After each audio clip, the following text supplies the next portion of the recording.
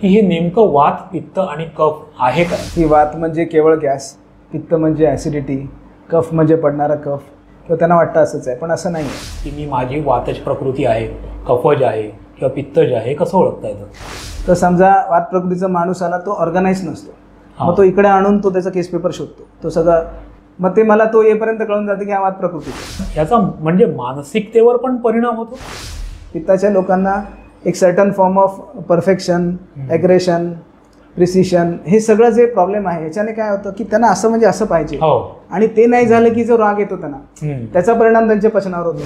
तो प्रकृती आणि प्रवृत्तीवरून कसा मग आजाराकडे ट्रान्सफर होतो? हां, तर वात प्रकृतीच्या माणसाला जर पॅरालिसिस झाला तर त्याला डिफिकल्ट टू क्युअर आहे, कारण की तो ऑलरेडी वात प्रकृती आहे आणि त्याला वाताचा आजार झाला. पण सेम कफ प्रकृतीवाल्याला झाला, मग तो पटकन 3-4 महिन्यात रिकव्हर झालेला दिसेल.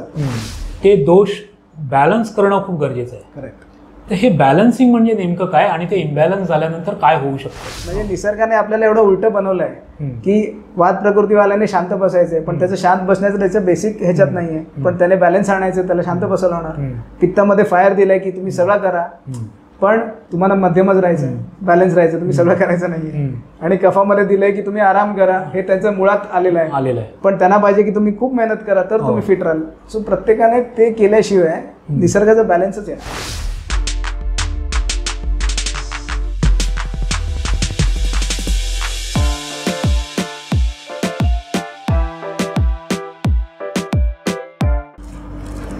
नमस्कार, विमर्श बाय मयूर आडकरमध्ये तुम्हा सर्वांचं मनापासून स्वागत.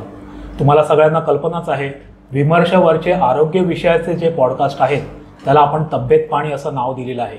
तब्येत पाणी असं आपण का म्हणतो, त्याचं कारण आहे आपल्या शरीरातील संतुलन.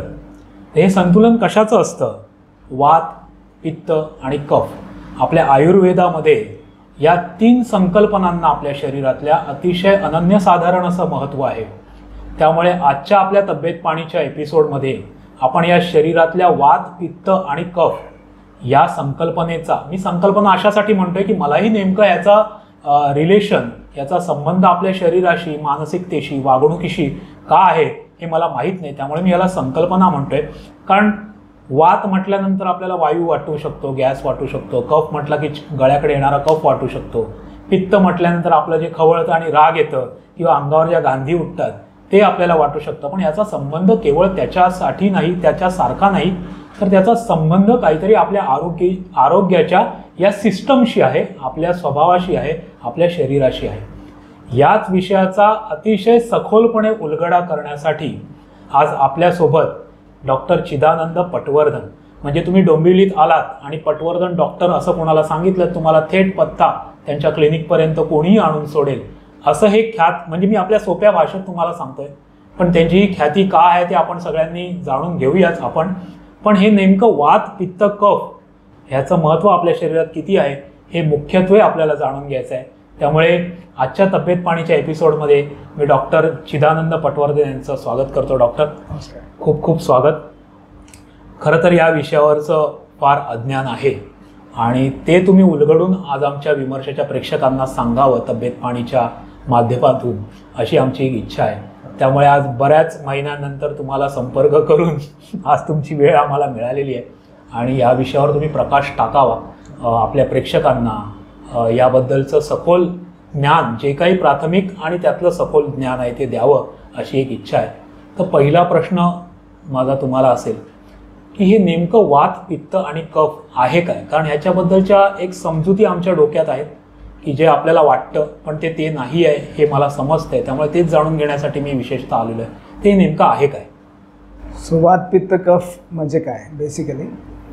सो जेव्हा कॉमन माणसं माझ्याकडे येणारे पेशंट असो किंवा कॉमनली कोण मला विचारतं, तेव्हा सगळ्यांच्या संकल्पना ही वात म्हणजे केवळ गॅस, पित्त म्हणजे ॲसिडिटी, कफ म्हणजे पडणारा कफ, एवढंच आहे हे मला समजून नाही येतं की त्यांना तीच अपेक्षा असते की बहुतेक एवढंच आहे किंवा त्यांना वाटतं असंच आहे, पण असं नाही आहे.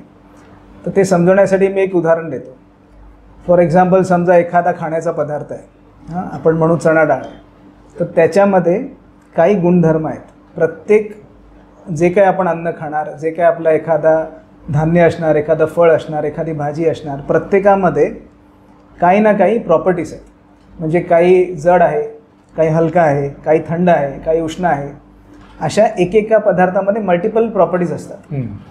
सो जेव्हा समजा एखादं फूड आपण खातो, त्या फूडमधलं डायजेशन जर नीट झालं, ते डायजेशन म्हणजे काय हा नंतर आपण डिस्कस करू, पण समजा डायजेशन नीट झालं तर त्याच्यात असलेल्या प्रॉपर्टीज तशाच्या तशा प्रॉपर्टीज रक्तामध्ये त्या प्रॉपर्टीज घेऊन कन्वर्ट होतात. अच्छा. हां, मग जेव्हा रक्तामध्ये जेव्हा ते प्रॉपर्टीज घेऊन कन्वर्ट होतात, म्हणजे फॉर एक्झाम्पल एखादा ड्राय नेचरचा पदार्थ आहे, तो ड्राय आहे, तर तो पचल्यानंतर जेव्हा रक्तात जाणार, रक्ताचं टेक्स्चर स्मॉल वेमध्ये ड्राय करणार, असं त्याचं कन्व्हर्जन होणार. म्हणजे त्याचे बाकी त्याच्यातलं प्रोटीन मिळेल, त्याचं हे सगळं होणार, पण फायनल जे काही प्रोडक्ट अब्झॉर्ब होणार त्यात सुद्धा ती प्रॉपर्टी मेंटेन राहणार, त्यातला जो बेसिक गुण राहणार तो राहणार.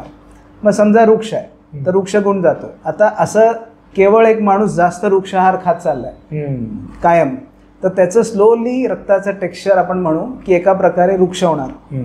मग ती वृक्षता सगळ्या ऑर्गन्सना तेच सप्लाय होणार, स्लोली स्लोली सगळीकडे तेच सप्लाय होणार. कारण काय, बाकी सगळं त्यातले घटक पोचणार, पण त्याच्याबरोबर ती वृक्षता पण पोचणार. मग ते वृक्षता पोचल्यानंतर त्याच्यामध्ये चेंजेस होणार. म्हणजे मस्क्युलर लेवलला वृक्षता पोचली तर वेगळं होणार, डोळ्याला वृक्षता पोचली तर वेगळं होणार, हाडांना वृक्षता पोचली तर वेगळं होणार. मग ते ऑर्गन्स किंवा ते जे घटक आहेत, बोन्स आहेत, ऑर्गन्स आहेत, लिव्हर आहे, सगळं वृक्ष स्लोली होत जाणार. वृक्ष होणार म्हणजे काय, आपण वयाप्रमाणे वृक्षता वाढते आणि लहान मुलांमध्ये स्निग्धता असतं असं जसं म्हणतो, तर त्या ऑर्गन्सचं त्या गोष्टींचं अर्ली एजिंग सारखं होतं. अर्ली एजिंग होणं म्हणजे काय की अगेन की त्याचं थोडंसं फंक्शन डिस्टर्ब होतं, फंक्शन चेंज होतं. आणि ते जे चेंज होणार आहे फंक्शन, हे जेव्हा त्याप्रमाणे चेंज झाल्यामुळे जे काही ते डिसीज क्रिएट करणार किंवा लक्षण देणार, त्या लक्षणाप्रमाणे ते डायग्नोज होणार की हा वाताचा विकार आहे. अच्छा. हां, म्हणजे समजा लिव्हरला काहीतरी नुकसान केलं किंवा किडनीला काहीतरी नुकसान केलं किंवा हार्टला नुकसान केलं आणि हृदयरोग निर्माण झाला. हृदयरोग निर्माण झाल्यानंतर त्याला जर वाताच्या प्रॉपर्टीज असलेल्या आहाराने जर हृदयरोग निर्माण झाला असेल तर त्याचं प्रेझेंटेशन वाताच्या लक्षणांसारखं असेल की त्याला दुखेल जास्ती, त्याला श्वास लागेल, त्याला कदाचित वृक्षता शोष पडेल, असं काय काय होईल. मग त्याच्याप्रमाणे जेव्हा डायग्नोज होईल तो रिपोर्टप्रमाणे की ह्याला हृदरोग आहे, तेव्हा आपण म्हणू की हा वातज हृदरोग आहे. अच्छा. त्याच्या आहाराचं सगळं हिस्ट्री काढल्यावर किंवा काय, कारण काय याला या सगळ्यांनी झालेलं आहे. सो त्याचं ट्रीटमेंट चेंज होणार, ते सेम राहणार नाही जे कॉमन हृदयरोगाला असणार. त्याला जर स्निग्धता जास्ती पोचून त्याचं झालं असेल, कदाचित रिपोर्ट प्रेझेंटेशन सेम असेल की सगळ्यांमध्ये ब्लॉक दिसत आहेत किंवा सगळ्यांमध्ये पंपिंग वीक आहे, सगळ्यांमध्ये असं प्रेझेंटेशन सेम असेल, पण ज्या प्रॉपर्टीजने ते डेव्हलप झाल्या त्याच्याप्रमाणे त्याचं प्रेझेंटेशन वेगळं येणार. कोण म्हणणार मला खाल्ल्यावर जड वाटतंय, कोण म्हणणार दुसरं म्हणणार, कोणाला हातच दुखतोय, कोणाला काही नाही होणार, चक्कर आला आणि डायग्नोज झालं. असं वेगळे जे कॅटेगरी काय येतात, कारण की या दोषांचा प्रादुर्भाव असतो आणि त्याप्रमाणे ते डायग्नोज होणार की आहे तर हृदरोग ठीक आहे, पण त्याच्यातला दोष कुठला आहे. मग पोटाचा विकार आहे ठीक आहे, एखाद्याला अपचन झालं, अपचनाचे पॅटर्न आहे, कोणाला पोट दुखतं, कोणाला जळजळ होतं, मग कोणाला नुसतं जड वाटत राहतं, कोणाला ब्लूटिंग होत आली. ह्या सगळ्याला फक्त अपचन ह्या कॅटेगरीमध्ये ऍसिडिटी असं करण्यापेक्षा आम्ही फाइंड आउट करतो की कफज अजीर्ण आहे का, वातज अजीर्ण आहे का, पित्तज अजीर्ण आहे का, असं आम्ही बघतो त्याच्यात. आणि ते का बघतो की ते पॅटर्न तसं असतं. मग त्यांनी दिसणारं पॅटर्न सेम प्लस त्यांचं हिस्ट्री ऑफ फूड मिळालं की अशा टाईपचं फूड खाणारी ही व्यक्ती आहे, सो या टाईपचा अजीर्णाला रोड दिसतोय झालाय म्हणून, तर ते आहे. हे सगळं मॅच झालं की ते बेसिकली त्या दोषाचा प्रॉब्लेम आहे असं धरतो. So exactly gas directly form होऊन आत जात नाही, पण त्या गॅसमध्ये जसं आपण आपल्याला वारा लागला, बाहेरनं पंखा लागून स्किन ड्राय होऊ शकते, असंच आतमध्ये त्या गॅसचे प्रॉपर्टीज म्हणू आपण, ते आतमध्ये प्रॉपर्टी फॉर्ममध्ये जातात सूक्ष्म लेवलला आणि ते प्रॉपर्टीज ऍक्च्युली टिश्यू लेवलला चेंज करतात आणि मग तो जो आजार होतो त्याला आपण मग वातज, पित्तज, कफज या कॅटेगरीमध्ये करतो किंवा 2 दोषाचे 3 दोषाचे, हे सगळे कॅटेगरीज आहे, सब कॅटेगरीज. आणि सो बेसिकली दोष म्हणजे हे की फायनली आपण फूड तर खाणार, मग आपण कॉम्बिनेशन ऑफ फूड खाणार, त्याच्यामध्ये गोड आलं, तिखट आलं, सगळं आलं, मग कोणाचं गोड जास्ती आहे, कोणाचं तिखट जास्ती आहे, कोणाचं वृक्ष जास्ती आहे, असं होणारच आहे. मग त्या टाईपचं फूडचं ते प्रॉपर्टी, म्हणजे 100% ऑफ न्यूट्रिशन कन्वर्ट झालं, त्याच्यामध्ये 60% स्निग्धता आली आहे, 20% वृक्षता आली आहे. मग जे डॉमिनंट आहे त्याप्रमाणे त्याचं न्यूट्रिशन चेंज होतं आणि ऑर्गनचं प्रेझेंटेशन चेंज होतं आणि मग ते अक्युमुलेशन होतं लॉंग टर्म मध्ये आणि मग एक आजार डेव्हलप होतो. सो रूट वाईज आपल्याला जायचं म्हणजे काय करतो आपण की हेच करतो की त्यांना कशाला असं होत आहे, हे ऑर्गन असं का डेव्हलप झालंय, त्यांचे या टाईपच्या आहार पद्धतीने झालंय, ते चेंज केलं आणि ते त्यांच्या प्रकृतीला मॅच होईल असं पण केलं की फायनली त्याला उलट दिशेने जायला लागतं. आपण एखाद्या बादलीमध्ये लाल पाणी आहे, एक एक थेंब थेंब घालत घालत लाल कलर झाला आता, आपण परत त्याला पांढरा कलर घालायला लागतो आणि मग ते हळूहळू ते क्लिअर होणार. असं टाईपचं परत केलं की मग त्याचं टेक्स्चर चेंज होणार आतून आणि मग त्याच्याबरोबर तो आजार बरा होतो. पण आपण सिम्पटमला फक्त इम्पॉर्टन्स सिम्पटम चेंज करायला बघतो युजली, त्याच्यामुळे ते डीप रूटेड सॉल्व्ह करायला लक्षात येत नाही. सो बेसिकली असं आहे दोष म्हणजे. ॲट द सेम टाइम आता मग जन्मापासून प्रकृती घेऊन आलं ते काय आहे किंवा ह्याच्याने काही चेंज होतं का, जेनेटिक लेवलला डिफरंट आहे का. आपण ह्याला प्रकृती म्हणतो, वात, कफ आणि पित्त प्रकृती. ह्यातलं नेमकं प्रकृती काय आहे? सो वात पित्त कफ प्रकृतीला पण असं मिसकन्सेप्शन आहे की लोकांना असं वाटतं की मला कफ जास्ती होतो म्हणजे कफ प्रकृती, किंवा ते हळूहळू ते प्रकृतीला प्रवृत्ती करून घेतल्या लोकांनी की मला कफाची प्रवृत्ती आहे तर मग कफ प्रकृती आहे का. नाही, असं नाही आहे. असं पण पार्टली राईट पण आहे, मी अगदी नाही म्हणत नाही, पण एक्झॅक्टली ते नाही आहे. जसं फॉर एक्झाम्पल आज जेनेटिक्समध्ये जर तुम्ही जाऊन चेक केलं तर प्रत्येकाच्या मध्ये जे युनिकनेस आहे जीन्समध्ये, तर प्रत्येक जीन जेनेटिक लेवलला प्रत्येकामध्ये वेगवेगळ्या प्रकारची जीन्स आहेत. तर एक जीन असं असतं की याची प्रकृती कायम बारीकच राहिला, त्याच्यासाठी एक जीन डिझाईन्ड आहे, त्याचं एक पर्टिक्युलर नाव आहे, हा ठराविक प्रकारेच होणार, किंवा ह्याचं पॅटर्न ऑफ थिंकिंग असं असणार, किंवा हा फास्ट मुवमेंट करणारा व्यक्ती असणार. हे सगळं जेनेटिक लेवलला वेगवेगळ्या त्याला जीन्स डिझाईन्ड आहे. असंच प्रकृतीमध्ये पण तेच सांगितलं आहे की मुळात येताना म्हणजे बेसिकली प्रकृतीला आपण जेनेटिक्समध्ये धरू शकतो की ज्याची जी जीन प्रकृती म्हणून म्हणतो की या जेनेटिक्सने जो घेऊन आलाय तेच प्रकृती आईन वर्णाकडे घेऊन आलाय, ह्याला तो वापरलेला एक सोपा संस्कृत शब्द आहे. सो मग आता काय होतं की प्रकृती घेऊन आलाय म्हणजे काय की एक्झॅक्टली तो जन्माला येताना त्याचं बॉडी टाईप एखाद्याचं थोडं वृक्ष असतं, एखादं थोडं सिंध असतं, हे तो जन्माला येताना घेऊन आलेलं बेसिक बॉडी टाईप. मग एखाद्याची उष्णता जास्ती त्याला ट्रिगर होतं, एखाद्याला कफ ट्रिगर होतं, जे आहे ते. त्यानंतर तुम्ही जे कराल त्याच्याने इतर दोष वृद्धी होते. प्रकृती वेगळी राहिली आणि आता तुम्ही दोष वृद्धी करणार किंवा बॅलन्स ठेवणार, हे वेगळं झालं आणि त्याच्यानुसार सुद्धा चेंजेस होऊ शकतात. म्हणजे ते नंतर चेंज पण होऊ शकते आपल्या खाण्यापिण्याप्रमाणे. करेक्ट. सो चेंज म्हणजे ना प्रकृती एक्झॅक्टली चेंज होत नाही, त्याचं प्रेझेंटेशन चेंज होतं. म्हणजे ना हे एक एपिजेनेटिक्स म्हणून एक कॅटेगरी आहे. एपिजेनेटिक्स म्हणजे काय, उद्या तुम्ही म्हटलं की माझ्या आई वडिलांना शुगर आहे तर मला शुगर होईल का किंवा मला होणारच आहे का. तर असं समजा की तुमच्या प्रकृतीनुसार तुम्हाला एक जीनमध्ये 10 बटणं आहेत, एका जीनमध्ये ते 10च्या 10 बटनाचे बटणं ऑन आहे, तर ते ऑन असल्यामुळे तुम्हाला सर्टन त्रास होतो. मग आपण आपल्या प्रकृतीनुसार जर राईट डाएट आणि हे सगळं फॉलो केलं तर तुम्ही सर्टन बटन बंद करता, त्याचं एक्सप्रेशन चेंज होतं. असं नाही वागायचं, असं करायचं. मग तुमच्या आतले जे चेंज होतात ते एक्सप्रेशन जे चेंज होतात ते लाईफ लॉंग तुम्ही चालू ठेवले तर वर्षानुवर्ष ते राहून राहून ते तुमचं एपिजेनेटिक्स जेनेटिक्समध्ये मुरतं. सो तुमच्या नेक्स्ट जनरेशनला जाताना ते सर्टन बटन ऑन राहतात, ऑफ राहतात, ते चेंज होऊन जातं. जीन जरी सेम राहिलं तरी ऑन ऑफचं सिस्टम चेंज राहतं. मग त्यांना कदाचित बेटर प्रकृती जाऊ शकते. सेम उलट आहे, तुम्ही खूप नुकसान केलं तर जे ऑलरेडी बंद आहेत ते पण काही गोष्टी चालू होतील, त्याचं एक्सप्रेशन चेंज होईल, हायपर चेंज होईल, ते आहे त्याच्यापेक्षा जास्ती नुकसानदायक बनेल आणि ते जाईल. सो नंतर जे करतो आपण वातपित्त कफाने ते बॅलन्स ठेवलं तर आपण असं करू शकतो की आई वडिलांना जरी शुगर आहे, दुसरं मला शुगर आहे, तरी तुम्हाला नाही होणार, कारण की तुम्ही त्याचं एपिजेनेटिक्स लेवलला चेंज करताय. हां, आणि ते मेंटेन करताय असं. आणि ते नाही केलं की आपल्याला अंडरस्टँडिंग नसलं त्याचं की मग आपण गृहीत धरून चालतो की हे तर होणारच आहे. मग मी त्यांना अशा वेळेला विचारतो की तुम्हाला आता शुगर आहे, आई वडिलांना आहे म्हणून आहे, पण कोणाला तरी कधीतरी नव्हतं, मग आई वडिलांना कसं आलं. मग ते पण आहे ना, त्यांनी चेंज केलं काहीतरी म्हणून त्यांना आलं. तसं तुम्ही पण चेंज करू शकता ज्यांना तुम्ही लांब राहू शकता. मग ते अनुवंशिक नाही आहे किंवा आहे हे त्यावरून ठरेल. कुठलाही आजार आहे ना एकदम अनुवंशिक 100% धरता येत नाही. अच्छा. हा, तुम्ही अगदीच फिजिकल डिफॉर्मिटी आहे किंवा आतून तो पूर्णच डॅमेज टाईपचा DNA फॉर्म झालाय किंवा हे, तेच फक्त अनुवंशिक म्हणू शकतो आपण. पण अदरवाईज जे काही बाकीच्या गोष्टी आहेत त्या अशा आलेल्या तुम्ही तुमच्या लाईफस्टाईलने एक सर्टन लेवलपर्यंत बेटर करून तुम्ही चांगला बॅलन्स लाईफ राहू शकता. म्हणजे असं काही धरून चालायची गरज नाही की हे मला होणारच, किंवा सगळ्यांच्या घरी आम्हाला हे पॅटर्न आहेच, आम्हाला सगळ्यांच्या घरी कॅन्सर हल्ली होतं तर मला पण टेन्शन आलं मी कॅन्सरचं टेस्ट करणार. टेन्शन आलं टेस्ट करणं ठीक आहे, पण ॲट द सेम टाइम ते येऊ नये ह्याचं प्रिकॉशन आपल्याकडे आहे नक्की. तो विचार तुम्ही मनामध्ये घेऊन राहिला. एक्झॅक्टली. सर, ह्या प्रकृतीच्या व्यक्ती तुम्ही कशा ओळखता किंवा कशा ओळखल्या पाहिजेत किंवा स्वतःला आपण ओळखलं कसं पाहिजे की मी माझी वातज प्रकृती आहे, कफज आहे किंवा पित्तज आहे, कसं ओळखता येतं? सो अगदी बेसिक लेवलला म्हटलं तर हल्ली तर फॉर्म्स आहेत. म्हणजे तुम्हाला सगळ्या तुमच्या जन्मापासून तुमचं हाईट वेटपासून तुम्ही कसे वागता, तुमचं बिहेवियर पॅटर्नपासून धरून ते सगळे प्रश्नावली एक असते. ते कितीतरी वेबसाईट्सवर आहेत आयुर्वेदाच्या, ते भरलं की तुम्हाला एक बेसिक कळतं. हे एक टाईप आहे.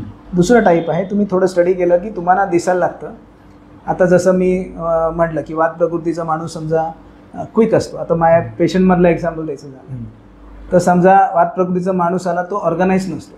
मग तो इकडे आणून तो त्याचा केस पेपर शोधतो, तो सगळं काढून ठेवतो, सगळं शोधतो, पर्समधनं काढून ठेवतो काय काय काय, आणि तो शोधतो आणि मग तो विचारतो की काय. सगळेच असे असतील असं नाही, पण मोस्टली असं असतं. मग ते मला तो येईपर्यंत कळून जातं की हा वात प्रकृतीचा. पित्त प्रकृतीवाले सगळे लिहून आणतात, एकही पॉईंट मिस होऊ नये, तारीख बिरीख सगळं लिहून आणतात. मग माझा वेळ जाऊ नये म्हणून ते हायलाईट करून आणतात, कुठले पॉईंट फक्त मी बघायचे तेवढे स्ट्रॉंगली घेऊन येतात. त्यांना दिसतं की हा पित्ताचा आहे. कफाचे प्रकृतीचे डिफरंट असतात, ते येऊन आधी बसतात, काय म्हणतात डॉक्टर, असं ते विषय चालू करतात. त्यांना हळूहळू तिकडे न्यावं लागतं की ते विषयाला पोहोचायला वेळ घेतात. सो ते रिलॅक्स असतात. हे बेसिक टेंडन्सी तुम्ही आजूबाजूला ऑब्झर्व केलं तर ते बेसिकली प्रकृती असते. ह्याच्यात सिंगल नाही आहे, मिक्स्ड पण असते. 2 60-40 70-30 काही कॉम्बिनेशन असू शकतं प्रत्येकाचं. त्याप्रमाणे काही ट्रेट्स हे, काही ट्रेट्स ते असे राहणार. सो त्याप्रमाणे स्लोली आयडेंटिफिकेशन कळतं. आता फॉर एक्झाम्पल पित्तामध्ये बाळनेस खूप कॉमन आहे, स्ट्रॉंग आहे. तर एखादा बाळनेसचं दिसला कोणी व्यक्ती तर आपण गृहीत धरू शकतो की पित्ताचं स्ट्रॉंग असू शकतं याचं. असं तर असं टाईप पण आहे. एकदम थिक हेअर, थिक बोन, हात मोठे, हे कफाचं ट्रेट आहे. सो तुम्ही एखाद्याला बघितलं की त्याचे एकदम हात मोठे आहेत, बोन स्ट्रॉंग दिसत आहेत, तो कफाच असू शकतो. असं आणि कफ स्निग्धताकडे, पृथ्वी आणि जलचं कॉम्बिनेशन आहे. सो त्याच्यामुळे त्याच्यामध्ये स्निग्धता असते. तसं आहे. वाताचा दिसतो की जो फास्ट मूव्ह करतोय, चालताना पण रस्त्यावर पटापट चालतोय. आपण आता 4 जण बसून पंखा लावू का म्हणेपर्यंत त्याने लावलेलं असतं. हे वात असतात कॉमनली की ते एकदम फास्ट असतात आणि जे आपण बघतो की क्विक सगळं करतात, ते विचार पण तसे करतात, ऍक्टिव्हिटी पण तशी असते. जो कोणी म्हणतो आपल्याला की अरे मी एवढं खातो माझं वजन वाढत नाही, तो वात आहे, कारण की तो युजच तेवढा करतो. आणि जो म्हणतो मी एवढंच खातो, अरे ते माझं वजनच कमी होत नाही, तो कफ असतो, कारण की तो युजच करत नाही, मेंटली पण तो रिलॅक्स असतो. सो बेसिकली असं थोडंसं आयडेंटिफिकेशन बेसिक लेवलला आहे. पण अजून डीप लेवलला तुम्ही जसे फॉर्म भराल त्यातनं तुम्ही स्लोली आयडेंटिफाय करू शकणारच आहे की आपण काय आहे असं. आता तुम्ही म्हणालात की हे तुम्ही प्रवृत्ती म्हणजे वागण्याच्या दृष्टिकोनातून ती प्रवृत्ती कशी ओळखायची याबद्दल तुम्ही सांगितलं, एक थोडंसं ज्ञान त्यातलं दिलं. पण याचा म्हणजे मानसिकतेवर पण परिणाम होतो. आता फॉर एक्झाम्पल एखादा वात प्रकृती आहे, जसं वाऱ्याचं नेचर आहे थोडं अनप्रेडिक्टेबल आहे की वारा इकडे फिरतो तिकडे फिरतो, कधी आहे कधी नाही आहे, असं जे आहे तसं त्याची विचाराची पण पद्धत आहे. तो कायम कन्फ्युज राहू शकतो, तो पॅनिक जास्ती होणार, अँझायटीमध्ये जास्ती जाणार, हे त्यांचं नेचर आहे. आणि ते नेचर त्यांच्या बॉडीमध्ये मुरणार आहे. की आता समजा साधा आपल्याला आज परीक्षा आहे, परीक्षेला जायचं आहे म्हटलं की त्या फिअरने भूक लागत नाही, तर लगेच म्हणजे पचन संस्थेवर त्याचा डिस्टर्बन्स झाला. आपण एखादी वाईट बातमी म्हणजे भूक लागत नाही, लगेच आपल्या सिस्टमवर हे होतं. चांगली बातमी ऐकली की आपल्याला लगेच आपण सेलिब्रेट करतो, ते आपल्या पचनीवर फरक पडला. सेम आहे ना, आपल्या विचारांचा मनावर फरक आहे. सो वात प्रकृतीनं हे डिफिकल्ट जातं मॅनेज करायला, त्यांना जास्तीत जास्त आजाराची शक्यता राहते. कारण काय, ते ऑलवेज या झोनमध्ये असतात, वातामुळे त्यांना ते बॅलन्स आणणं डिफिकल्ट जातं. आणि त्याच्यामुळे त्याचा परिणाम त्यांचा कंटिन्युअस फॉर्ममध्ये पचनावर होतो. पचनावर झालं की सगळ्या सिस्टमवर झालं, असं होऊन ते खूप आजारी, त्यांना कंट्रोल करणं डिफिकल्ट असतं. पित्ताचं वेगळ्या प्रकारे असतं. पित्ताच्या लोकांना एक certain form of perfection, aggression, precision, हे सगळं जे प्रॉब्लेम आहे ह्याच्याने काय होतं की त्यांना असं म्हणजे असं पाहिजे, आणि ते नाही झालं की जो राग येतो त्यांना, त्याचा परिणाम त्यांच्या पचनावर होतो. जे त्यांना त्यांचं पित्त वाढतं, त्यांच्या गोष्टी वाढतात, ह्या सगळ्या डिफरन्सेस येतात. कफाचं असं नाहीये, ते त्यांना काहीच वाटत नाही, याचा परिणाम त्याच्यावर होतो की त्यांना ते रिलॅक्स असतात. त्यांना 4 वेळा सांगितलं की ते नंतर करणार किंवा करू बघू, आणि त्याचं त्यांना टेन्शन पण नाही येणार. या गोष्टींमुळे सुद्धा काहीच नसल्यामुळे, मोटिवेशन नसल्यासारखं त्यांचा परिणाम एकदम स्लो असतं पचन. त्यांना कुठलाही असा फॅक्टर नाही की जे मोटिवेट करेल आतून पण, सो ते स्लगिश असतात. सो असं त्याचा परिणाम असतो. सो मनाचा त्यात इम्बॅलन्स झालं परत एखाद्याला त्याच्या सिच्युएशनमुळे, गोष्टींमुळे, त्याच्या लाईफस्टाईलमुळे जे काही मनावर परिणाम होणार, स्ट्रेस वाढणार, त्याचा अजून परिणाम म्हणजे एखादा कफ प्रकृतीचा जरी व्यक्ती आहे पण त्याने खूप लाईफस्टाईल खराब केलं तर त्याचा वात डॉमिनंट होऊन त्याच्यामध्ये इतर असे भरपूर प्रॉब्लेम्स दिसू शकतात जे नाही दिसायला पाहिजे. पण त्याचा केवळ फक्त रुटीन नीट केला आपण की तो बेसिक त्याच्या प्रकृती लेवलला येतो की तिकडे ते एक्स्ट्रा प्रॉब्लेम निघून जातात आणि मग बाकीच्या गोष्टी सॉल्व्ह करायला पुढे अजून मेथड्स आहेत. पण असं येतं. बरं, मला तर सांगा, तुम्ही मगाशी बोलताना पुढे एक पॉईंट घेऊन गेला तर तुम्ही तो प्रकृती आणि प्रवृत्तीवरून कसा मग आजाराकडे ट्रान्सफर होतो, या गोष्टीबद्दल जरा सांगा. आता फॉर एक्झाम्पल समजा एखाद्या पित्त प्रकृतीचा माणूस आहे, त्याच्या नॅचरल नेचर वाईज त्याला तिखट स्पायसी त्याच्यासाठी सुटेबल नाही आहे. अच्छा, हे आपण जनरली पण आयडेंटिफाय करतो आणि त्याला स्वतःलाही लक्षात येतं की मी जेव्हा जेव्हा ते खाणार तेव्हा त्या मला त्रास होतो. असं प्रत्येकाला जे आयडेंटिफाय होतं की या गोष्टीने मला त्रास होतो. काहींना जाणवतं की थंड खाल्लं की त्रास होतो, काहींना एसी सहन होत नाही, काहींना एसी मध्ये चांगलं वाटतं. हे सगळा जो डिफरन्स आहे हे त्यांचं बॉडी त्यांना सांगत असतं की हे आपल्याला सुटेबल आहे नाही, फूड मधनं पण.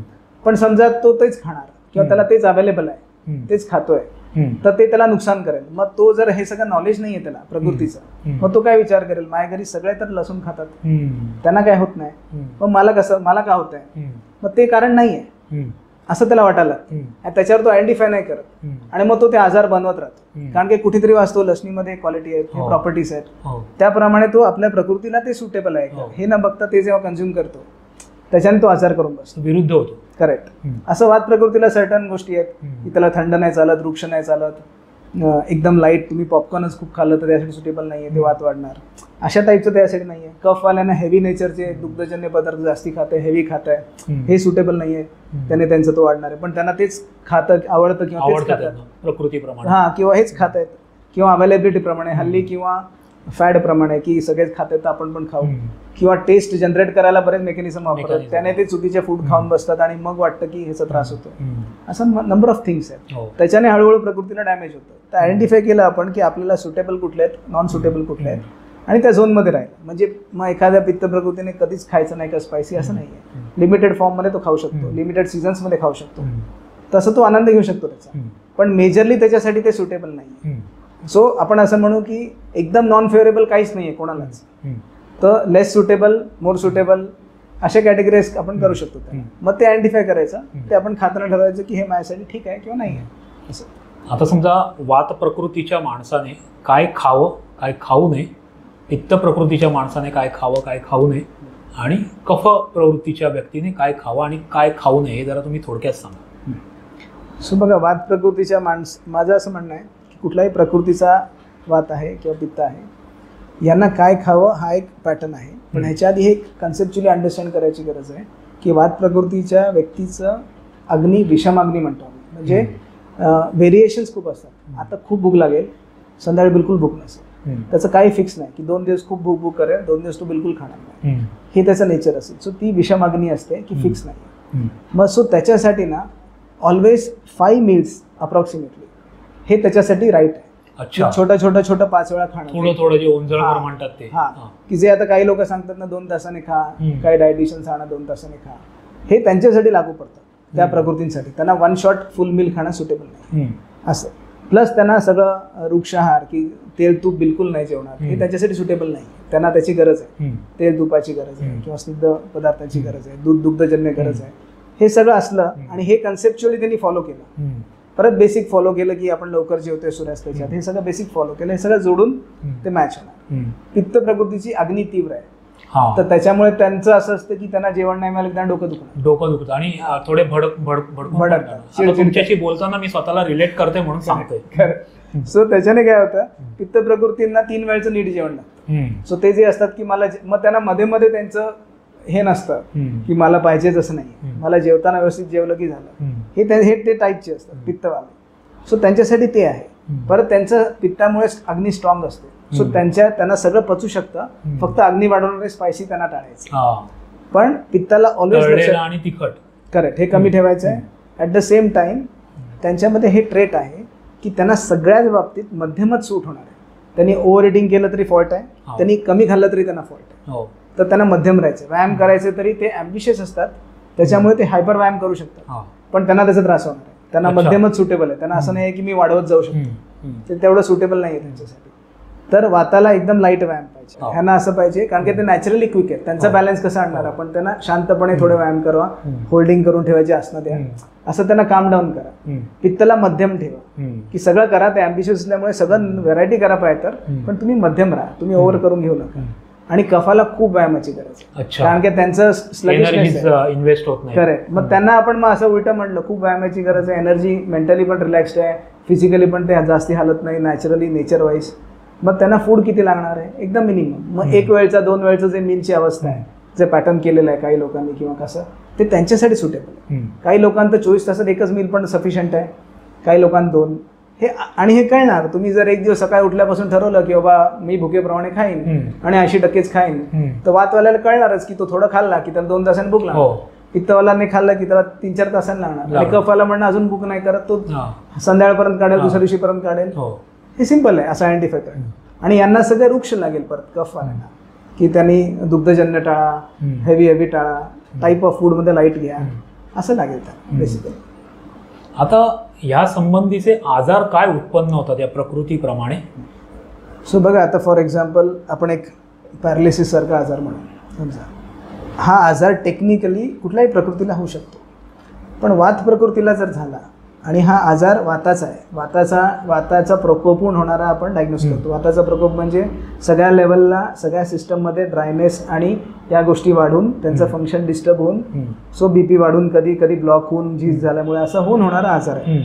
सो जेव्हा आपण असं म्हणणार तर वात प्रकृतीच्या माणसाला जर पॅरालिसिस झाला तर त्याला डिफिकल्ट टू क्युअर आहे, कारण की तो ऑलरेडी वात प्रकृती आहे आणि त्याला वाताचा आजार झाला. पण सेम कफ प्रकृतीवाल्याला झाला, मग तो पटकन 3-4 महिन्यात रिकव्हर झालेला दिसेल. सो जेव्हा आपण बघतो काही लोकांना की हा पटकन रिकव्हर झाला आणि हे अजून वर्ष झालं तरी रिकव्हर होत नाही, त्याच्यामध्ये हा फरक आहे. असं म्हणजे आता पोटाचे सर्व विकार पित्ताच्या कॅटेगरीमध्ये येतात, म्हणजे मूळव्याध आहे, आतड्यांचे प्रॉब्लेम आहे, सगळंच होईल असं नाही. वातवाल्या पण हे होऊ शकतात, दुसऱ्याला पण होऊ शकतात, पण पित्तवाल्यांना हे खूप डिफिकल्ट टू क्युअर. त्यांना खूप टाइम घेतं, पचनाचे खूप चेंजेस करावे लागतात, फूडमधले खूप चेंजेस करावे लागतात. ते कायम पोटाची तक्रार करत राहणाऱ्यांमध्ये पित्त प्लेन किंवा पित्त प्लस वात असं काहीतरी संसर्ग असतोच दोषांचा. आणि कफवाल्यांना सर्व प्रकारचे कफज व्याधी म्हणजे सायनोसायटिस झाले, कफाचे विकार झाले, किंवा दुसऱ्या प्रकारचे शुगर झालं, दमा, शुगर पण झालं. शुगरला पण कफज डॉमिनंट म्हणू शकतो आपण, कारण की ओबेसिटी जशी वाढते, अक्युमुलेशन जसं वाढतं, त्या सगळ्या आजारांना देतं. हृदरोग झाला, सगळं आहे. अगेन हे सगळ्यांना होऊ शकतं, पण याला झालं की याला कष्टसाध्य आहे, की त्याला सहज नाही, सहज बरा नाही होणार, त्याला मेहनत खूप करावी लागणार. बरं, मेहनत त्याला करायची गरज आहे आणि त्याने मेहनत केलं तर चांगला बरा होणार आहे, पण त्याची मुळात टेंडन्सी नाही मेहनत करायची, म्हणून ते डिफिकल्टी आहे. म्हणजे निसर्गाने आपल्याला एवढं उलटं बनवलंय की वात प्रकृतीवाल्याने शांत बसायचंय, पण त्याचं शांत बसण्याचं त्याचं बेसिक ह्याच्यात नाहीये, पण त्याने बॅलन्स आणायचं, त्याला शांत बसवलं होणार.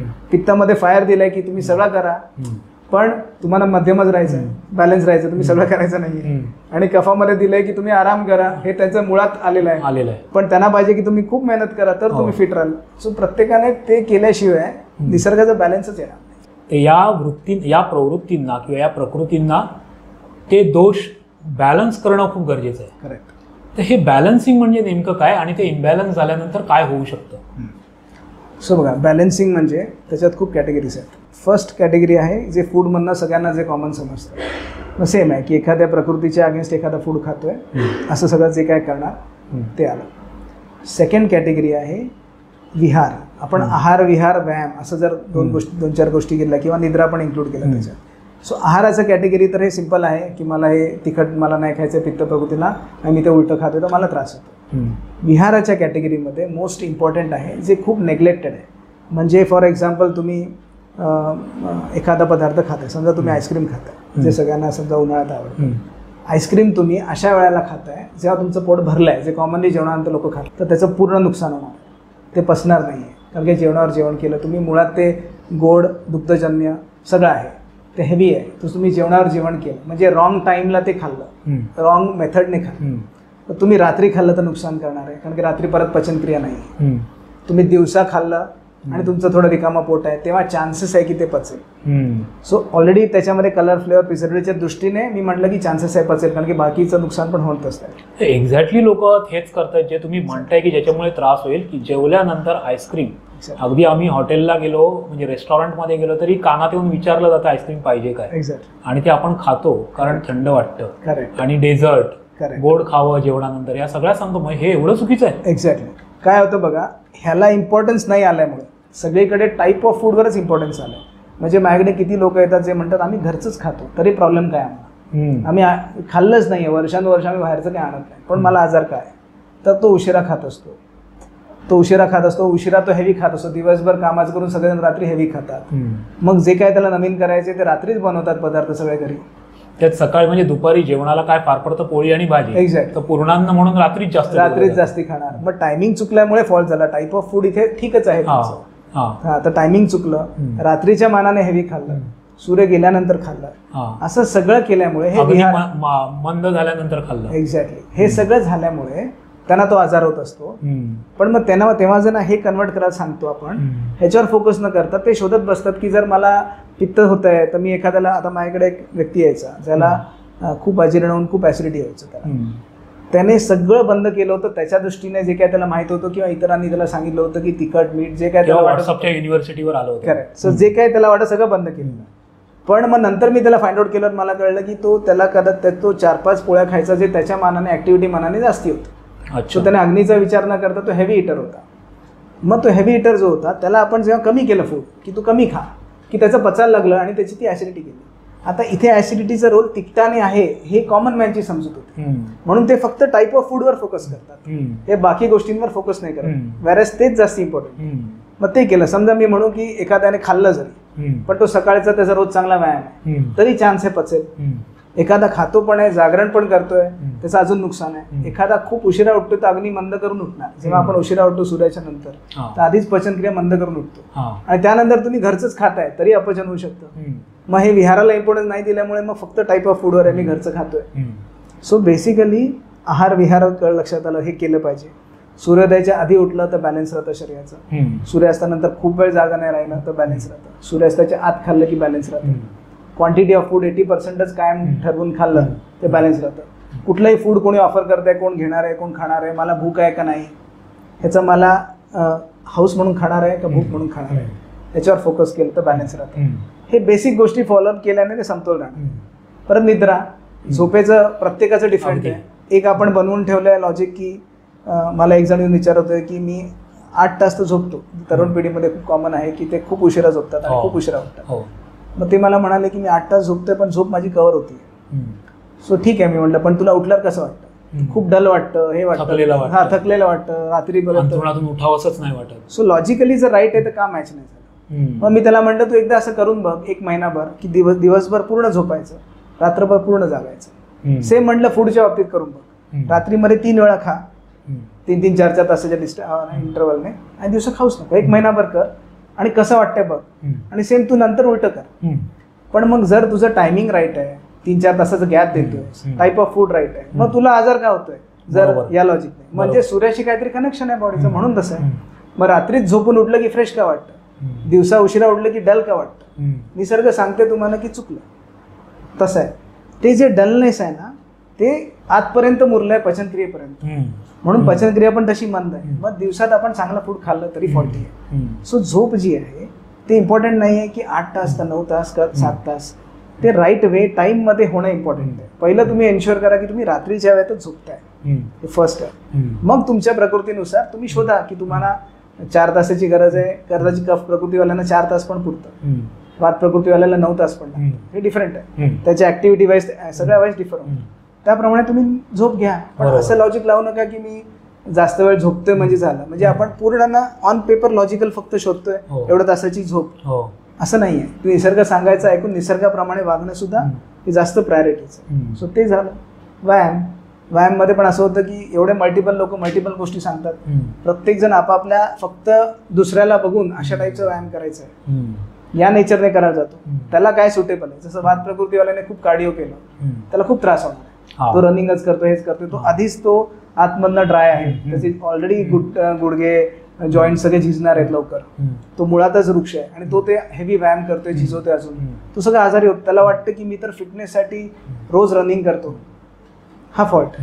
पित्तवाला ओव्हर करत राहिला त्याला वेगळा फॉल्ट. कफवाला नुसतं स्ट्रेचिंग करतोय आणि त्याला वाटतं मी 1 तास योगा करतोय म्हणजे खूप केलं, तर त्याच्यासाठी नाही. सो रॉंग व्यायाम केलं तरी फॉल्टी आहे. सो प्रत्येकाने आपला आधी बॉडी टाईप आयडेंटिफाय केलं आणि त्यानुसार केलं तरच ते बॅलन्स येणार आहे. सो बॅलन्स आहे ना, खूप जण मला सांगतात तेव्हा मी त्यांना एक्झाम्पल देतो की तुम्ही तुमच्या गाडीला 3 टायर नवीन लावता आणि म्हणता 1 टायर नाहीये, चालेल का? हा, ते म्हणतात मी हे पण करतोय, ते पण करतोय, हे पण करतोय, पण हे पण लागणारच आहे, त्याला ऑप्शन नाहीच आहे. तुम्ही सगळंच केलं तरच ते. बरोबर.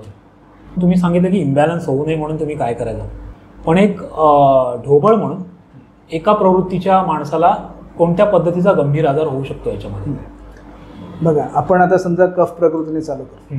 कफ प्रकृतीच्या माणसाला वजन वाढायची टेंडन्सी वाढते. वजन वाढायची टेंडन्सी वाढल्यामुळे त्याला बेसिक प्रॉब्लेम तर शुगर, हार्ट डिसीज, BP अशा आजार होणार. पुढे पुढे फॅट अॅक्युमुलेशनमुळे हाडांपर्यंत न्यूट्रिशन नीट पोचत नाही आणि त्याच्यामुळे जॉईंट पेन असं येणार. मग त्याची कॉम्प्लेक्सिटी अशी होऊन जाते की त्याने ॲक्च्युली व्यायाम केल्याने त्याचा ते फॅटने ब्लॉक झालेल्या गोष्टी ओपन होणार आहे, न्यूट्रिशन पोचणार आहे, पण व्यायाम करायला त्याला जमत नाही, वजनामुळे गुडघे दुखतात म्हणून, आणि मग ते दुष्टचक्र होतं की तो कधीच त्यातनं बाहेर पडू शकतो. सो अशा प्रकारचे आजार होतात. पित्त प्रकृतीवाल्यांना सगळे पोटाचे आजार, सगळे कुठूनही रक्त बाहेर येत आहे, नाकातनं आलं, कफातनं आलं, शौचवाट्या आलं, सगळं कफाचे विकार, स्किन डिसीज, हे सर्व पित्ताच्या कॅटेगरीमध्ये येऊ शकतात. अगेन याच्यात परम्युटेशन कॉम्बिनेशन आहे, कुठलाही दोष कुठेही येऊ शकतो, कोणाला येऊ शकतो, पण पित्त इम्बॅलन्स ठेवलं की त्यांना हे सगळे आजार येऊ शकतात. वाताला इम्बॅलन्स ठेवलं तर वाताला अनलिमिटेड आजार येऊ शकतात. म्हणजे नॉर्मल जॉईंट पेन, नॉर्मल पोटाचे 10 प्रकारचे विकार, हे सगळे आलेच, पण त्याच्याबरोबर त्यांना जे नवीन नवीन आजकाल सर्व आजार डायग्नोस होत आहेत की नवीन नवीन सिंड्रोम निघत आहेत. प्रत्येक वर्षी फॉरेनमधनं असे काही नवीन आजाराचं डायग्नोसिस निघतं की हे नवीन सिंड्रोम निघालं, हे नवीन टाईप ऑफ आजाराचं हे केलं. ते सिंड्रोम म्हणजे जेव्हा त्याला नाव द्यायला पण कळत नाही तर एक कलेक्शन ऑफ सिम्पटम्सला सिंड्रोम म्हणून नाव दिलं जातं. असं एक सिंड्रोम निघालाय, असं जे वेगवेगळं निघतंय सगळे वाताच्या कॅटेगरीमध्येच येतात. आणि वाताचे इम्बॅलन्स मोस्ट आहे कारण की मोस्टली पीपल अनऑर्गनाइज्ड आहे. आता डिसिप्लिन नाही केल्यामुळे कोण कधी उठतंय, कसे उठतंय, किंवा आठवडाभर 4 दिवस ऑफिस ह्याच्यामुळे असे उठतात, 2 दिवस खूप उशिरा उठून मॅनेज करतात. हे जे इरेग्युलरिटी आहे ह्याच्याने वाताचाच प्रॉब्लेम जास्ती आहे सध्या, असं आहे. तर ते त्यामुळे असं आपण म्हणू की सगळ्यांना ते नीट करण्यासाठी त्यांना बेसिक्सच केलं पाहिजे. मोठं सायन्स काय नाही, बेसिक्स अंडरस्टँड करा आणि बेसिक लेवललाच गोष्टी करा. आता तुम्ही जसं म्हणालात की हे मॅनेजमेंट आणि शिस्त, ही शिस्त मगाशी तुमच्या बोलण्यात जे आलं की सूर्य उगवल्यावर उठा, म्हणजे अग्नी तेव्हा काय जागृत झाला असेल, त्यानंतर सूर्य मावळल्यानंतर खाणं खाऊ नका, तर ही शिस्त आणि ह्या त्या निसर्गाच्या टाइम टेबलप्रमाणे कसं ॲडजस्ट केलं पाहिजे ह्याविषयी थोडं सांगा. तर पहिले ना काही गोष्टींना आपली जी न कळत कंडिशनिंग झाली आहे ते चेंज करावं लागणार, हे जर नीट करायचं. म्हणजे फर्स्ट आहे की एखादा मोस्ट प्रॉब्लेमॅटिक गोष्ट अशी आहे की सगळ्यांना असं वाटतं की कामातनं घरी येऊन मी खायचं, ही संकल्पना आहे. तर हे पहिलं का आली आहे संकल्पना? पूर्वी समजा सूर्य हे लाईट डेव्हलप व्हायच्या आधी असं झालं असेल की सूर्यास्ताच्या आत सगळे घरी येतात आणि म्हणून ही सवय लागली की आपण घरी येऊन खायचं. तिकडनं हळूहळू लाईट आला, लाईट आल्यावर पण कोण जास्ती कामं नव्हती बाहेर, तर लाईट आल्यानंतर पण थोडं खात असतील पण एवढा उशीर होत नव्हता. हळूहळू कामाचं स्वरूप एवढं वाढलं की बाहेर एवढं लाईट आहे, त्या लाईटच्या याच्यामध्ये कामं वाढली, पॅटर्न वाढलं. तर नकळत आपण ॲज्युम केलंय की माझ्याकडे वेळ आहे खायला, वेळ नाही आहे, वेळ सूर्याबरोबर गेली. या लाईटमध्ये आपण डायजेस्ट करू शकतो हे नकळत आपल्या कंडिशनिंगमध्ये मुरलंय, ते फॉल्टी आहे. सो त्याला आपण समजतो मी घरी जाऊन खाऊ शकतो. हे एकदा आपण अंडरस्टँड केलं की वेळ मला अजिबातच नाही. जसं समजा ऑफिसला मी लोकांना म्हणतो की तुम्ही ऑफिसला 9 ते 5 आहे तुमचं, तर तुम्ही त्यांच्या वेळेप्रमाणे नाही केलं, तुम्ही ठरवलं मी माझ्या वेळेप्रमाणे येणार, तुमचं जॉब टिकणार का? नाही टिकणार. 10कडे जॉबला गेला मी हेच सांगणार, टिकणार का? नाही टिकणार. बँकेत जायचं आहे तुमच्या वेळेत नाही येणार, टिकणार का? काम होणार का? नाही. तुमचं बॉडी क्लॉक सूर्याप्रमाणे चालतंय, तुम्ही तुमच्या वेळेप्रमाणे खाल्ला तर हेल्थ नाही टिकणार, तर तुम्ही त्याच्या वेळेप्रमाणेच करावं लागणार, त्याला ऑप्शन नाही. आणि ते केल्यावर दिसतंच डिफरन्स. म्हणजे जो कोणी फॉलो करायला लागतो तो इमिडिएटली सांगतो की त्याला आणि वेळ लागत नाही. हे असं जे कॉमन कन्सेप्ट आहे की आयुर्वेदाला वेळ, असं नाही आहे. नेक्स्ट डेला कळतं की मला खूप बरं वाटतंय. मग बरं वाटतं म्हणजे नक्की काय झालं? निसर्गाने साईन दिलं की राईट केलं. सो ते जे आहे ते केलं पाहिजे, कंडिशनिंग चेंज केली पाहिजे, हे रुटीन फॉलो करा. मग तुम्ही ऑप्शन शोधा, जवळपास काय एक्स्ट्रा कॅरी कोण करू शकतं, तिकडे काय घेणार, दुसरं काय खाणार. तर बाहेरचं पण एक वेळ चालेल, पण मी म्हणतो की ते उशिरा खाण्यापेक्षा स्टील बेटर. मग तुम्ही चॉईस ऑफ फूड निवडा त्यात की किती त्याच्यात कॉम्प्लिकेटेड फूड आहे, जंक फूड नाही आहे, हे थोडंसं शोधा. मग ट्रायल अँड एरर आहे, 1 महिना ट्रायल अँड एरर करा. काय घेऊन गेले की भूक लागत नाही, काय घेऊन गेले की भूक लागते. बरोबर आहे. प्रॉब्लेम होतं की घरी आल्यानंतर मग भूक लागली, असे 10 प्रश्न येतात. मग तुम्ही ट्रायल अँड एरर करा. आज भूक लागली, ठीक आहे मी थोडंसं खाल्लं, पण उद्या मी परत ट्राय करणार, दुसरं फूड नेणार, मग त्याने ठीक राहतं का? मग इथे लिक्विड खाऊन बघणार, त्याने ठीक राहतं का? थोडी मेहनत करावी लागते इनिशियली, पण एकदा मेहनत करून सेट झाल्यानंतर ते लाईफ लॉंग त्याचा फायदा दिसायला लागतो. आणि जसं टाइम जाताना चेंजेस होतो. 3 महिन्याने झालं की आता मी आजकाल त्या ह्याच्यावर बघतो काय की ते कुठल्या तरी व्हिडिओमध्ये मी पाहिलं होतं की कोणतरी काहीतरी दाखवतंय व्यायाम आणि सांगतंय की 3 महिने केला थोडा फरक दिसणार, 6 महिने केलं. तसंच आहे की तुम्ही 3 महिने केलं की तुम्हाला बेसिक चांगलं वाटतं, 6 महिन्यांनी ठराविक प्रॉब्लेम सॉल्व्ह होतो. 1 वर्षाने वाटायला लागतं काय खाऊन पिऊन काय होत नाही. 2 वर्षांनी वाटतं की इम्युनिटी खूप स्ट्रॉंग झाली, असा फरक येतो. पण ते कन्सिस्टन्सी, कुठलीही गोष्ट कन्सिस्टंटली करणे ह्यालाच इम्पॉर्टन्स आहे. मग ते सगळ्या वेमध्ये बसवायला बघायचं. मग काय होतं, व्यायामाचं पण फॉर एक्झाम्पल लोकांना वाटतं माझी धावपळच एवढी आहे, कुठे गरज काय आणि मला वेळ पण नाही. तर स्टार्ट असंच होतं की वेळ कुठे नाही आहे, रात्री उशिराहून खाणार आहे, मग ते पचवायला वाट बघणार आहे 2 तास, मग झोपणार आहे आणि त्याच्यामुळे सकाळी उठायला कट टू कट. सो मग आपण तिकडेच खाल्लं, वेळ मिळाला, लवकर झोपतंय, लवकर उठतंय. दुसरं, तुम्ही तुमच्या कामाच्या स्वरूपाने व्यायाम चेंज करा. तुमचं जर खूप धावपळ आहे तर तुम्ही घरी स्ट्रेचिंग टाईपचे व्यायाम करा, जे त्याच्या ऑपोजिट आहे. तुमचं बैठं काम आहे, तुम्ही सकाळी कार्डिओ करा. तर तुम्ही असं आपण चेंज करू, म्हणजे रनिंग करा, स्किपिंग करा, स्विमिंगला जा किंवा चाला, फास्ट चाला, जे काही. आता ते कार्डिओ म्हणजे मशीनवर धावा, ते नाही. करेक्ट, मशीनवर धावा असं नाही आहे, बाहेर धावा, बाहेर सायकलिंग करा असं. सो ते बेसिकली ते टाईपचे व्यायाम आहेत. तर ते तुम्ही डिझाईन करून घ्या. असं नाहीये की मग व्यायाम पण मी त्याच पद्धतीचं करणं जे मला आवडतं, माझी धावपळ पण आहे, मग मी दमणार, मग मी म्हणणार की व्यायाम पण करतोय तर मी एक्स्ट्रा दमतोय, मग माझ्यासाठी व्यायाम नाही. असे रॉंग हे एस्टॅब्लिश न करता आपण ट्रायल अँड एरर करायचं. ठीक आहे, हे नाही जमलं ना, मी व्यायाम तर करणार पण मी टाईप बदलतो, माझ्यासाठी हे टाईप नसेल. हे सगळं करावं लागतं. सो कंडिशनिंग चेंज करणे, थिंकिंग प्रोसेसला चेंज करणे, हे एक्सेप्टन्स आणणं की आता जसं मला माहिती आहे की दुकान बंद आहे 5 नंतर, जाऊन फायदाच नाही तर जाणार. तसं तुम्ही जर एक्सेप्टन्स आणलं की हे बंद आहे, ह्याच्यानंतर फायदाच नाही, मग मी विचार करणार, जर माझं 7ला पुढे मला बाहेर जायचं आहे, मी 6ला खाईन, मला 6लाच बाहेर जायचं, मी 5ला खाईन. मला शेवटी त्याच्या हातच करायचं, असं तसं प्लॅन करा. मंडळी, विमर्श बाय मयूर आडकरच्या तब्येत पाणी या सेगमेंटमध्ये आज आयुर्वेदाचार्य डॉक्टर चिदानंद पटवर्धन आपल्यासोबत आहेत. आणि आजपर्यंत तुम्ही अनेक डॉक्टर्सकडे गेला असाल, तुमचे प्रत्येकाचे वेगवेगळे अनुभव असतील. एखादा आजार आपल्याला घेऊन आपण डॉक्टरांकडे जेव्हा जातो तेव्हा त्या आजारावर मात करण्यासाठी तुम्हाला औषध मिळतं. पण आज डॉक्टर चिदानंद पटवर्धन जे तुम्हाला सांगत आहेत त्या आजाराचं मूळ आहे, आजार का होतो हे त्याचं कारण सांगतायत, जे बहुतांश तुम्हाला सांगितलं जात नाही. तर आजचा हा एपिसोड आपला त्यासाठी खास आहे. ही माहिती जर तुम्हाला उपयुक्त वाटत असेल तर हा व्हिडिओ नक्की लाईक करा, चॅनलला आमच्या शेअर करा, हे माझं सांगणं कर्तव्य आहे. पण तुमच्या माहितीमध्ये असे जे काही लोक असतील की त्यांना ह्या व्हिडिओपासून चांगलं ज्ञान मिळणार आहे, तर हा व्हिडिओ त्यांच्यापर्यंत पोहोचवा, हा व्हिडिओ शेअर करा, तुमच्या व्हॉट्सअप ग्रुपमध्ये हा व्हिडिओ टाका, जेणेकरून इतर आलेली रेडीमेड माहिती तुम्ही जशी पसरवता तसा हा उपयुक्त व्हिडिओ जर तुम्ही तुमच्या लोकांपर्यंत, मित्रांपर्यंत, नातेवाईकांपर्यंत पोहोचवला तर खरंच हे आपल्या आरोग्याची पद्धत, आपलं बॉडी क्लॉक काय आहे, आजार का उत्पन्न होतात, वात पित्त कफ काय आहे, त्यांचं संतुलन बिघडलं तर काय होऊ शकतं आणि ते समतोल राखण्यासाठी आपण काय केलं पाहिजे यावरचा विस्तृत माहिती आपण यापुढेही घेणार आहोत. पण तत्पूर्वी हे चॅनल सबस्क्राईब करा. धन्यवाद. तर हे जेव्हा मिक्सअप होतं, कॉम्बिनेशन होतं, तेव्हा काय पद्धतीचा आजार होता आणि हे कॉम्बिनेशन कसं होतं? काही आता 2 दोषाचे विकार असतात, 3 दोषाचे विकार असतात. म्हणजे फॉर एक्झाम्पल कॅन्सर आहे, त्याच्या 3ही दोषांचा प्रादुर्भाव असतो आणि डॉमिनेट की 3ही पद्धतीने ती तब्येत बिघडलेली असे 3ही दोष उत्पन्न झालेत आणि कॅन्सर होतं तुम्ही म्हणालात. तर हे 2 दोष किंवा 3 दोष कशामुळे उत्पन्न होतात? जागरण केल्याने वात पित्त वाढतं, दोन्ही. मग आता एखादा कंटिन्युअस जागरण करतोय, तो फूड नीट खातोय, पण तरी वात पित्त एकत्र वाढतं त्याचं. असंच दिवसा झोपल्याने पित्त कफ वाढतं. तर आजार हा फक्त पोटातून उत्पन्न होत नाही तर तो विचारातून पण येऊ शकतो. आता मी तुम्हाला एक खूप कॉम्प्लेक्स फूड खायला आणून दिलं तर तुम्हाला ते पचवायला कॉम्प्लेक्स झालं, हे आपल्याला व्हिजिबल ट्रूथ आहे. पण मी तुम्हाला एक कॉम्प्लेक्स गोष्ट दाखवली व्हिज्युअली, ते सुद्धा मेंदूला डायजेस्ट करावं लागतं, मनाला डायजेस्ट करावं लागतं, आणि ते नीट डायजेस्ट नाही झाल्यामुळे त्याचा पण दुष्परिणाम पचनावर होणार आहे. सो आपण अशी कितीतरी कॉम्प्लिकेटेड गोष्टी, जे गरज नसलेल्या गोष्टी बघतो, जे डायजेस्ट करणं सुद्धा डिफिकल्ट आहे.